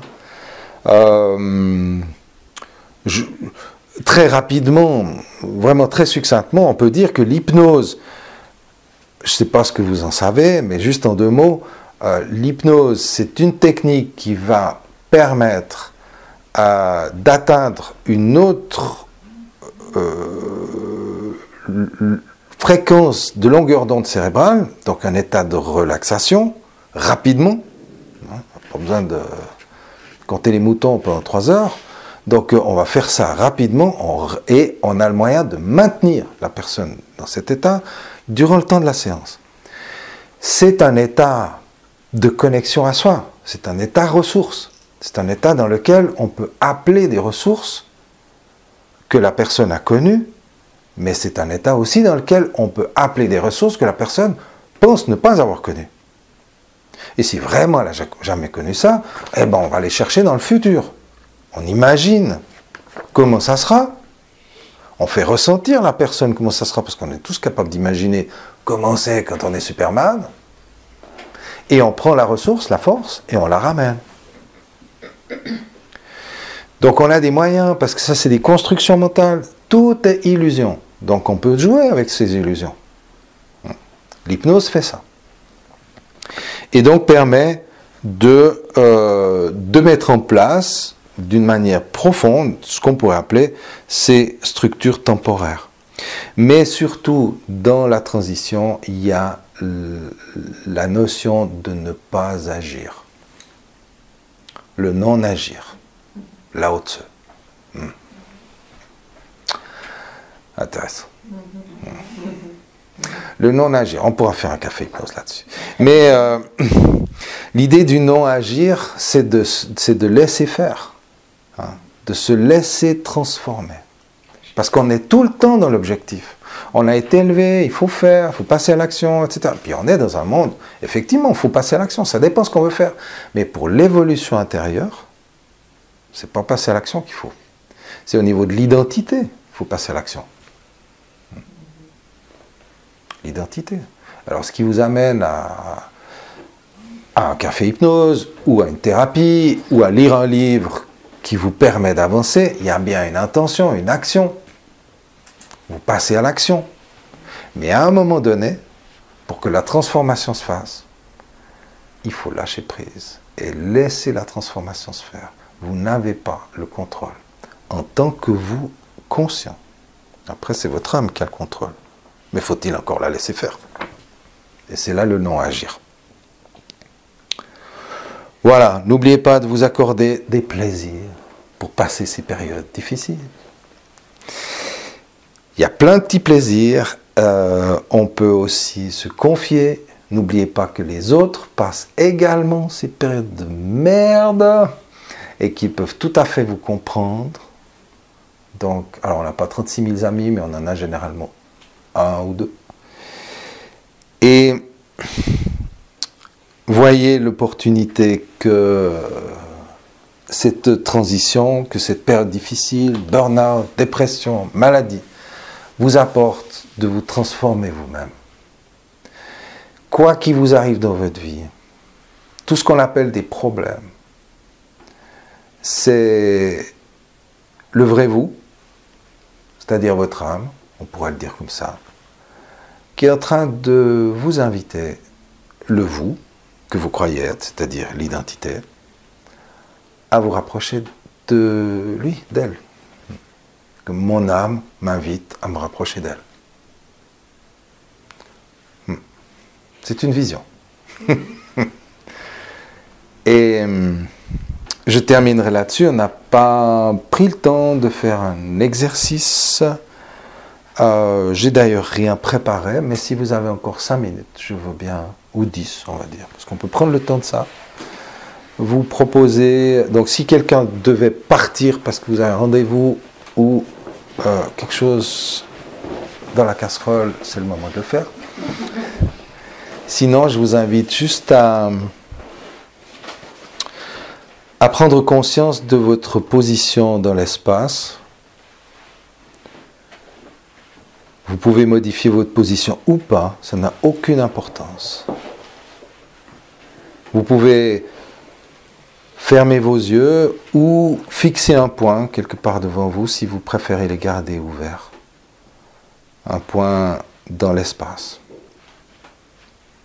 Et vous pouvez prendre conscience de votre respiration telle qu'elle est en ce moment. De l'alternance entre les inspirations et les expirations. Tout en entendant le son de ma voix, et si vous tendez bien l'oreille, le tic-tac du réveil. Et vous sentez le contact des pieds sur le sol, ou plutôt à l'intérieur de vos chaussures. La position de vos mains.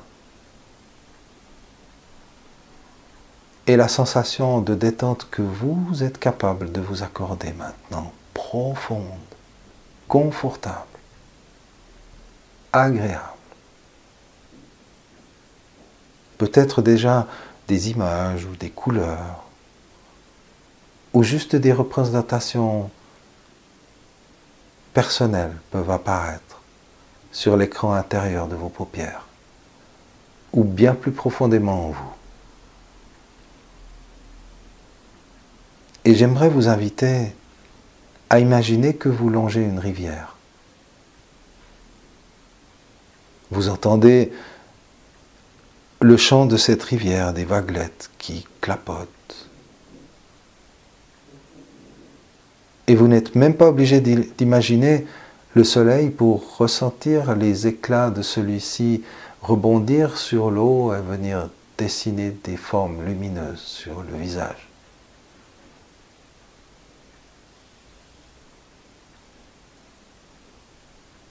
Tout en avançant le long de cette rivière, vous pouvez imaginer que vous vous approchez d'une grotte.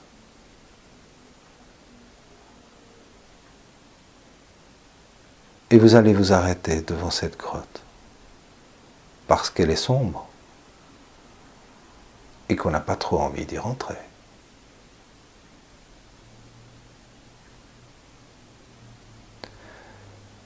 Laissez une part de vous, juste une part,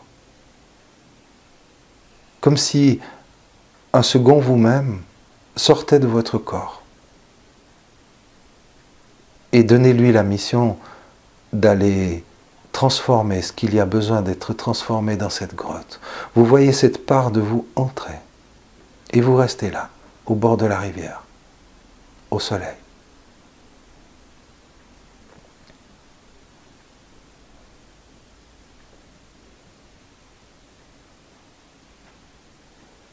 Et je me demande si les couleurs autour de vous sont plutôt pastel ou plutôt vives.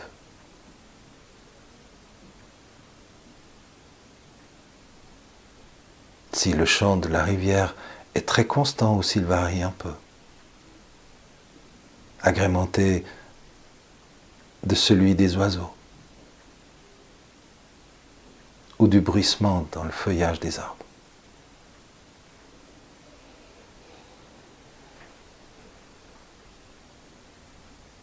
Et vous savez que cet autre vous-même est en train de régler des choses. Mais vous ne savez pas quoi. Et cela n'a pas d'importance.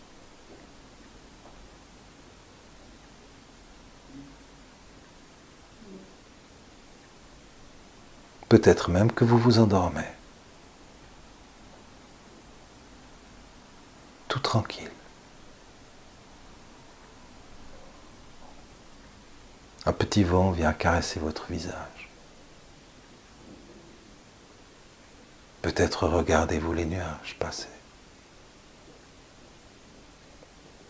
Et il y a comme un grand calme qui se fait en vous.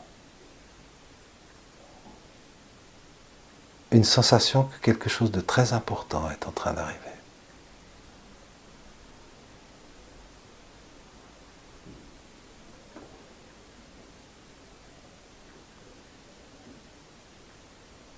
Avez-vous dormi longtemps ou juste un instant quand le second vous-même vient vous réveiller? Vient s'allonger contre vous, vient s'allonger en vous pour vous réveiller complètement, tout frais, dispo, accompagné par cette rivière. Peut-être aurez-vous envie de confier quelque chose à la rivière. Une feuille, un morceau de bois, un caillou, autre chose.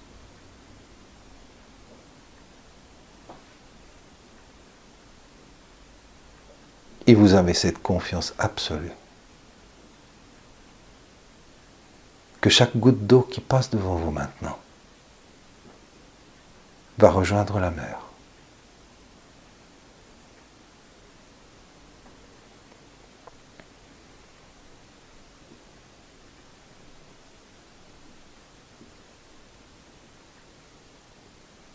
Et depuis les profondeurs de la grotte émergent des inspirations bénéfiques, des inspirations prolifiques.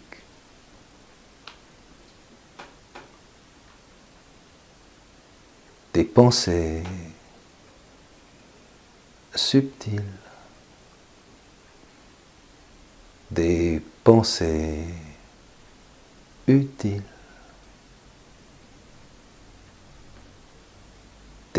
perspectives réjouissantes, des perspectives palpitantes.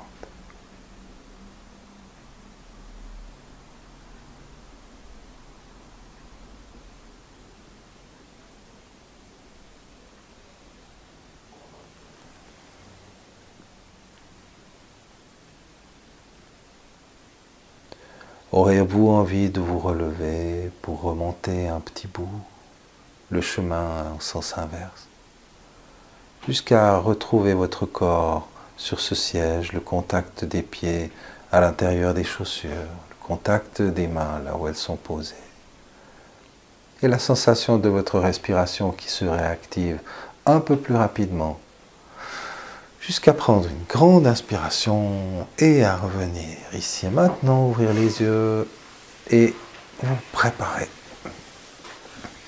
à passer un bon moment ensemble encore, pour ceux qui le désirent. Merci beaucoup. Merci à vous. Merci.